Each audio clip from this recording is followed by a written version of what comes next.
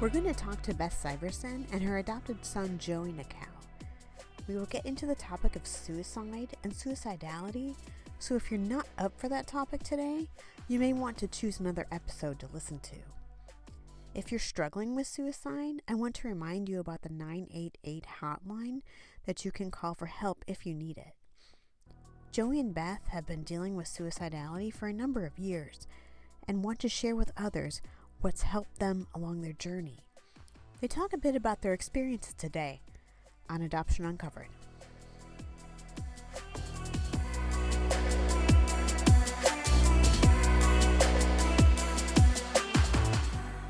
Hello, you guys, and if you would just please introduce yourself, and then we can start talking about how you're connected to adoption. My name is Joey Nakao or Joseph Nakao.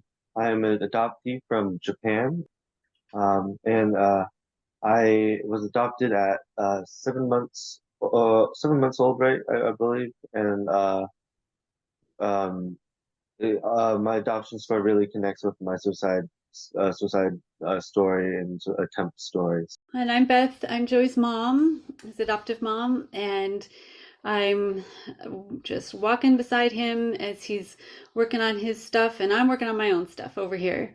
And Joey's 20. I don't know if you told us that. He's 20, so we're dealing with, letting our adult children be adults, and oof, it's hard.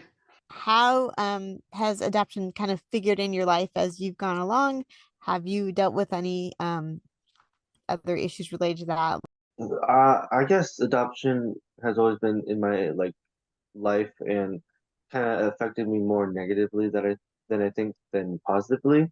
Um, I was bullied a lot for my race because in Huntington Beach, where I live, or Costa Mesa area, it's a lot of white dominant uh, people, I guess, and there's a white supremacist like kind of little thing around in Huntington Beach, and it's just that it was unfortunate how where I was placed in school, and that's why I was bullied a lot, and it made me realize, wow, okay, I'm different. I'm not this white kid that I have a white mom, and I feel white because I'm just with all these white kids. But then when I look at myself in the mirror, it's like, no, I'm not. I have to accept that. Yeah, bullying seems like a really big thing Yeah. with this generation. I feel like it's something that when I was growing up, a lot of people kind of brushed it under the rug, and it was just like, oh, it's just you grow up, you get bullied, and now we're realizing, nope, that's not how it works. It actually is a huge thing, and so um I can see where you're coming from with the bullying. That must have been just really hard for you. Yeah. Yes, it was. But I think I learned a lot from it that like people they judge because they don't understand. And that's what I really got from it is they're scared or they're unwilling to learn. So that's where it all comes from. It's stemming from like insecurity. And I don't take it personally that much anymore. I try not to, at least. That's why I don't let it affect me now. Yeah. Right. It sounds like that was a long path to get to Oh there. yeah, yeah. I mean, I'm still learning today, to this day, and probably for my future, I'm gonna learn how to deal with things, especially like I don't know my birth parents at all, or like I know a little bit here and there about the story, but I have no connection to them, and it's like that kind of unknown about that affects my life today in like how I get a job or things like that. It really affects every little thing that I do, and it doesn't seem like it would, but it really does. Saying I, as his mom, was not clued in to adoption trauma or any of these kind of effects. I just thought, oh, well, all right, he's gonna be fine, and I was very, you know, uninformed, naive, um, and until he kind of hit a crisis point, and then I sort of woke up. But I did not do a good job of navigating race with him at all. I thought, oh well, he's Asian. That's like practically white, but I couldn't have been, more wrong. And I feel bad that I didn't do a better job around that piece of it, the race piece and the bullying piece. I didn't even know he was getting bullied. He kind of hid it from me because probably he felt, I don't know, you can tell me, Joe, you probably felt that I wouldn't understand. Or maybe you did try and I Yeah. probably dismissed it because I'm like, ah, nah, it's impossible. I think it was like more of like I didn't want you to feel bad Oh, protecting you because yeah, like I knew it was like you try so hard for me to have friends and stuff like that that when you see that like your kid getting bullied, it's not really fun. So I didn't want to disappoint you. So I'm a people pleaser, so that's where that yeah. stems from. Yeah, and that's pretty common for adoptees, I think. I've talked to Yeah. lots of adult adoptees that are still dealing with the people pleasing. Aw. Yeah, but we're Yeah. working hard now and trying to help other families understand that it really, really does matter when you're a couple different races smushed together in one family, and it really affects our kids a lot. The microaggressions sting, even if they're saying positive stuff like what did people say to you, Joe? Oh, you're good at math. Like it's stereotype. Those like kind of things like are backhanded. They're kind of backhanded compliments. They're just But othering, right? Yeah, basically. addressing Joey's suffering is a process that the family is still going through. It has involved not only trying many different approaches to Joey's mental state, but Beth engaging with her own internal struggles. Beth has learned to trust Joey's process and help him when he requests it. Are there things that have helped or hurt through that? Things that have helped would be like deep thinking within myself, like meditation or having spiritual work. Really hard to discern like what really helps because it may not help everyone else, you know. Meditation, grounding, just like the kind of basic things they teach really helped me. And some of them didn't work, but some of them did work. Talking to a spiritual guide really helped me understand my and reading some stuff on the and being taught by my mom really taught me who and what I am like in this world and like how to talk to myself from an older point of view to a younger point of Beth, is there anything you want to talk about like things that have helped you or you thought were beneficial? Yeah. Well, just want to say that when Joey was 15, 5 years ago, he had a suicide attempt that, landed him in the psych hospital the first time. And there have been several other psych hospital stays, and he's just struggled with somewhat chronic suicidality for a long time. And it's been really difficult to deal with because, God, it's hard to watch your kid in so much pain that they would rather not be here. It's really, really, really hard as a parent to watch that and to sometimes need to intervene or to be there when he's feeling so suicidal. But I found that the thing that has helped him is me helping myself, finding my own grounding, doing my own work. I ended up finding a life coach that helped tremendously. Her name is Heather Ross. She's been amazing.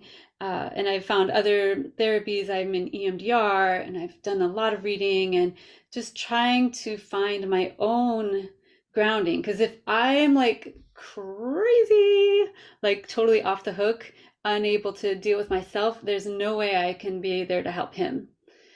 So that's been so in our podcast. I always say I have this 20-year-old son, Joey. He's amazing. I'm walking beside him while working on my own personal growth and healing. It would be super easy for me to just sit and help Joey all the time and tell him what to do and find him this and that treatment and da da da da.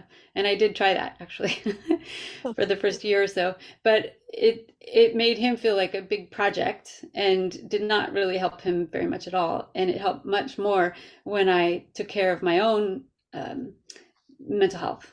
as soon there's this whole shift in when we were it was in chaos after the suicide attempt and then all of a sudden they started learning about like this way of parenting and then like kind of backing off of this like helicoptery kind of style, I guess. Mhm. But when they got down, when I got it kind of started, everything kind of shifted, and it was like, okay, I have a little more space to like to breathe. That's just one thing that I needed. It was not this parading of like, are you okay? Are you okay? Or you need this, you need this help. And it was like, oh, okay. I can finally think for myself and think what I need and think about because they were telling me what I need. I never thought about what I wanted. Yeah, it's hard to let your child, your young adult child or your older teen child find their path, but that's exactly what they have to do. They have to find their path. I can't do it for you. I wish I could. I wish I could get in there and just move your arms and legs and control your brain, but that is not healthy for you or me. I got enough to worry about over here on my end. So it's been a very big learning path for both of us, I would say. And we're Yeah, both still here. So yeah, yeah. we're just going to keep Fingers going crossed. one day at a time. That is an interesting perspective to hear that. Okay, the key isn't have your kid do this, have your kid do that. It's kind of like, okay, tune in and try to just listen and stand back. Yeah, Yeah. That's harder. Way yeah, harder. way Way harder. But harder. in Because the we end, think we know what yeah, they should be doing. We think we know the way, but there are many ways to healing and recovery, and he will find his own way. He is finding his own way. Joey, when your mom is standing back, what is helpful about that? What like do you still need help like having her connect you to services, or are you just happy to know that there's someone behind you, or what are you feeling when kind she's of doing things both of help? those examples were true. It's like as long as I know I have someone that loves me and is always there to support me, that really helps. But as long as they're not constantly on my butt about like, are you okay? Or you need to be doing this for your health. Because they trust me. It's giving me the trust that there's going to be something good that comes out of you being independent. I try to say, do you need to just vent or do you want help? And most of the time he'll say, I just need to vent. Please don't solve this, mom. Yeah. But occasionally he says, no, I do. I really don't know what to do. Please tell me what to do. So Mm. I try to let him lead it. I'm not always successful, but I try. Well, I think it's interesting, Joey, that you call it, feeling like she trusts you. Because there's a lot of things like parents can sit here worrying, do you feel abandoned? Do you feel, and you're feeling that, oh, she trusts you. So that Yeah. is not always a connection I would make as a parent, that is what you are feeling. That's the thing of parent and child relations that we misunderstand what we're thinking when we just come together and talk, like really talk about it, like face to face.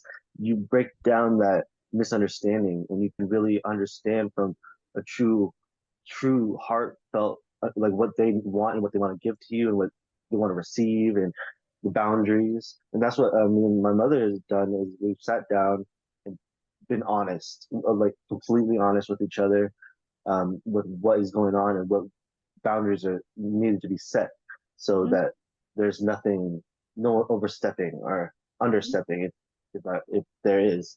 And it's hard because sometimes it's literally terrifying sometimes because some of the stuff Joey's doing as a older teen slash young adult is really scary and risky. And I can't walk with him every single place he goes. He needs to figure out where his limits are. And so it's just letting go, I believe in you, Joe. You've got this. I trust you. Okay. I'm backing off.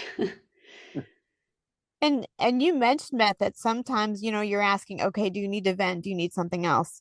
Hmm. But you guys, while sometimes you've talked, you've also um had services, and you've involved other people. Like, when did you know when to cross that line? It's like, okay, now we need a service, or Mm. now we need to just vent. Yeah. For like if there's high enough suicidal ideation or homicidal ideation, we get into like we say HI or SI, like what number are you at? If it's over like a 6 or 7, we go like we say, okay, yeah, you probably need some professional help. But if it's like under that, we can probably hash it out, talk to it. But if there's other things not related to HI and SI, like I can't think of anything. Well, maybe with substances, Yeah, there's things that are constantly on the table that he knows he can access. He has access to rehab anytime through our health insurance, and it for no cost to him, and really almost no cost to us. It's really, really great. But he doesn't always want to access that, which is his prerogative. He gets to figure out how he's going to walk that path. And sometimes when he does get suicidal, like I say, what's your SI? What's your suicidal ideation on a scale of 1 to 10? Like, how strongly are you thinking about suicide? Usually it's like a 2 or 3, kind of on the regular, which I wish it was 0 all the time, but it's usually 2 or 3. But when it goes, 6 or above, I'm like much more present. I check in more frequently. I try to meet with him. I say, can I come over? Can we go for a walk? Can we, and I just try to help regulate him. And usually it pulls it right back down. I feel like kids your age can be all over the place. They can be like really into their feelings and not being able to differentiate. And it sounds like you've chosen to kind of teach yourself how to take a step back and gauge this stuff. Like what was the difference? What made you decide to learn that about yourself? I really don't know how I ended up like this, but I guess I'm happy to know that I can do some things that is hard for other people to do. Mm-hmm. And it helps me greatly that he can communicate with me about it. And some people think that if you talk about suicide, that the person will do it. It's the opposite. It's kind of like sex ed. If you talk about it more frequently, they'll be less apt to do risky behavior. So we talk about it all the time, a couple times a week. What's your SI? That's our shortcut for it. But In the severity of my case, I think because if someone wasn't chronically suicidal, like you don't bring it up. You wouldn't just bring it up, like, hey, are you suicidal? yeah, that's probably true. But it's important to have it on the table as a topic that's Oh yeah, safe for people, for a kid to talk to the parents without the parents freaking out. I mean, that yeah, took me some practice, I'll tell you, because when you hear your kids saying they're suicidal, wah, yeah, it's very anxiety provoking, and you're just like, oh yeah, oh yeah, what should I do? Ah. So yeah. it takes a lot of mindfulness and just literally practice. Just and when I take a deep breath, he'll take a deep breath. But I've learned, don't tell. Don't tell Joey's people yelled at that. me before. Don't tell me to take a deep breath. Yeah, Don't tell me to relax. That doesn't help. But if yeah. I just take the deep breath and keep myself as calm as You possible, mirror it it. helps him. It mirrors. For Hmm. me, whenever she takes a deep breath, but without saying take a deep breath, it's like I feel like obligated to take a deep breath. It's not obligation, but like this sense of like, okay, I'm out of line. For you, Joey, this is just part of day-to-day life. And I don't know, do you view that as you're just built in this way, or it's part of your experiences, or a combination? That's a great question. I would say it's kind of a both. I think it's the acceptance of where I'm at and what uh is really important in my life. Every experience that you have like in life is going to teach you something. That's like the biggest lesson I've learned is that even the worst things that like thinking about being at a point where you don't care if you die, like to like point of view attempting it, that's very, very it hurts and it's very sad and I'm sorry for anyone who's going through that. But you will learn if you get through it about why and you'll understand why you were feeling that way. And I know that's why you're doing probably that. I'm talking to people that may be going through this is that that you're searching for something to get out of that feeling. And to get out of that feeling, you can learn through not doing that. Hmm. It sounds to me to hear you talk like that you've made that choice to be Yeah. in that position and be like, okay, I'm going to learn. Like I view that, like I think you have a choice, and it sounds like you made that choice. Like I'm here. If I'm here, I'm going to learn something. I feel Yes. like that is a really great way to view that and to portray that to other people. And one thing that's helped me, a concept around suicidality that's helped me tremendously, it comes from internal family systems work, the parts work, which I highly recommend as well. Um, and that people that feel suicidal, they have a suicidal part. It's not their whole part, their whole body or their whole mind that feels suicidal. It's a part that feels suicidal, and that suicidal part is trying to help. It's like, oh, I see you're hurting so badly. Let me remove this hurt from you. And it doesn't really want the whole organism to be dead. It just wants the pain to be dead. Yeah. And so when I told that to Joey, a light bulb went on in his mind. And I think that that concept helps both of us tremendously. He's like, okay, that suicidal part needs something. It needs a shift in something. Something needs to change, but not for your whole body to die, but for something to die. What needs to go away for you to be in a better place?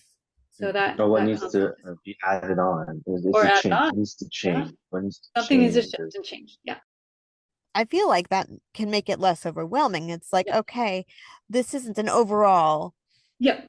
I want to And die. you It's can like, even, okay, well, maybe we can break it down. Maybe you can look at pieces. yeah, Yeah, we And even have a exactly. chat with that suicidal part. What do you need, suicidal part? Yeah. It's, that movie Inside Out, that Disney movie? It's like Oh yeah. that. So one of the people, behind that dashboard is the suicidal part that's trying to help. They're always trying to help the parts. And so you say, hey, what do you need? Yeah. What And do you do? then through talking to that part, you can possibly find out what is causing that so you don't have to hurt anymore. Yeah. Have you found that to be true sometimes if you have that conversation with the part? Yeah, I've actually gotten pretty bad sometimes, and then my mom just says, "Okay, what does that part really need?" And then it's like, "Oh, I." Sometimes it even is as simple as food. Like I just needed to eat, and Ah, then it was, but then as severe as like I, I was fired from a job or something like that. It, ca- you just need to figure out what is causing this little bit of disruption in like your mind, and it can be a scale of things. Hmm. Yeah. well, that is really good insight. I appreciate you bringing that up, and that sounds like a good tip. And of course, it's a complicated thing, Yeah. but to have little glimpses of, oh, maybe this can help, maybe this can help, things to try. I feel like that can be very uplifting and encouraging. Mm-hmm. Joey's getting pretty good at it. He's very insightful for a 20-year-old at least, or for any age actually. He's very insightful and open to these kinds of ideas, and I'm super proud of him. Beth and Joey made the choice to open their struggles to the wider world in the hopes that others can learn from their experiences. I think it helps a lot that for Joey and me to help share our story.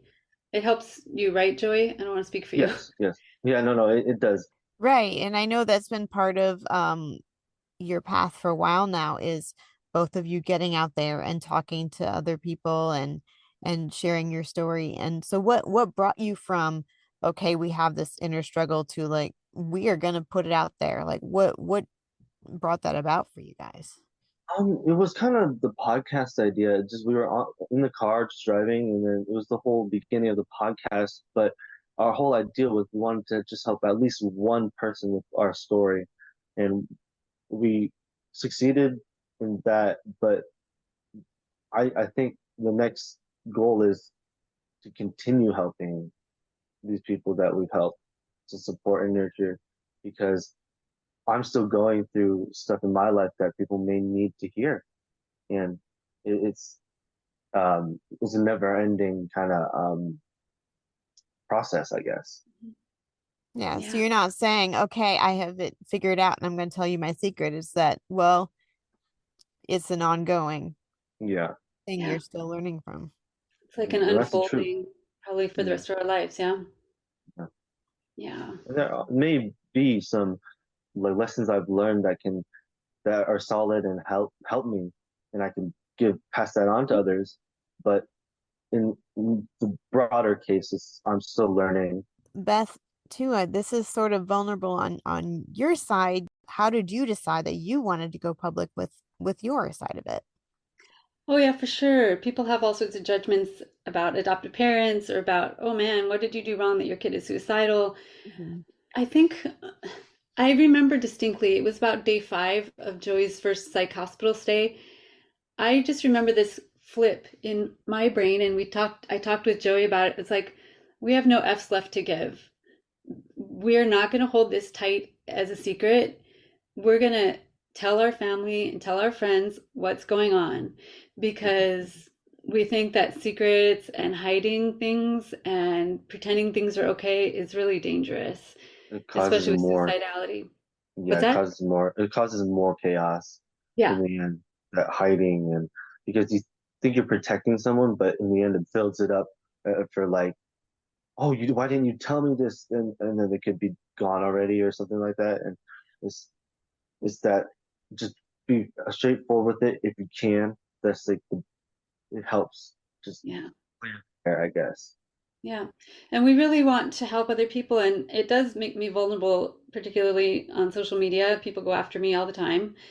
But I feel so strongly, and Joey and I feel strongly together to help other parents. I know there are lots and lots and lots of adopted kids struggling with this. Adopted people are 4 times as likely to attempt suicide as non-adopted people. I didn't know that statistic. I wish I would have.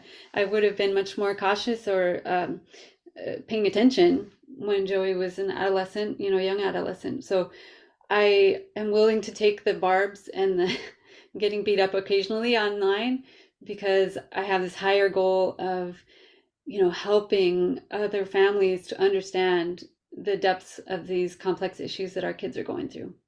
And you guys are putting yourself out there so many different ways. I know you're coming out or have just come out with a book. Yeah, it'll be coming out soon. I'm just self-publishing it, so I don't know. It'll be soon. It's called Adoptees and Suicidality. It's going to be a short little book. I'm hoping it'll be a great resource for parents and therapists and teachers or allies to really understand, and adoptees too. So Joey and I wrote the first part. I have my part in my voice, and then he has his own part in his voice. Then the whole middle section is 15 different adoptees and birth parents talking about suicidality in their own lives. And then the third section is a giant list of resources of all sorts of things about adoption and suicide together. Are there any resources or anything that you guys have done that you would point people to that you would recommend? Like um I know you said you were doing kind of work on yourself, Beth, that was really supportive. Like what tips would you give to parents or teens of things that you have found really helpful? Sure. For me, there's like many different ways to like um find that like help that you need. The resources is there's resources for family, like me and my mom, let's say, are having an issue, like but then there's also interpersonal, like with yourself. That's the for the interpersonal, I would that's kind of hard to find someone to like help you find yourself. So that's a very kind of meditation driven and self driven for me at least. But there's possibly other people or sciences that can really help with you getting into your um, mind and stuff. So there's I guess there's EMDR, there's psychedelic therapy, ketamine therapy, not only just like substance therapies, but there's Breath work. breath work, yes, and that those are some things that you can do for yourself, for Mhm. like relationships and stuff. My mom can probably be better at helping with that. Well, I can talk about the resource that I created that Charlene's actually in is the Healing the Adoption Constellation database. There are, I think, 75 people in it right now, and she and I are both coaches, and there's all sorts of psychotherapists and astrologers and Reiki masters and play therapists and all sorts of different people, but we all work in the adoption constellation, and most of us are in the adoption constellation. A few are allies. But if anyone's looking for help, either coaching or therapy or someone for your kid, this database is called Healing the Adoption Constellation Database. It's at unravelingadoption.com/healing. And you can literally search for the age of your kid, or if you would like to find a birth mom therapist, or if you want to find somebody that works in Nevada, or any other, different combination, you can find a person that can help you that really understands the adoption piece, which I think is really critical.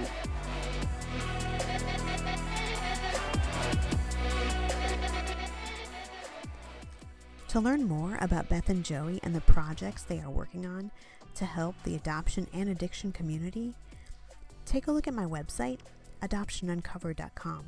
And thank you.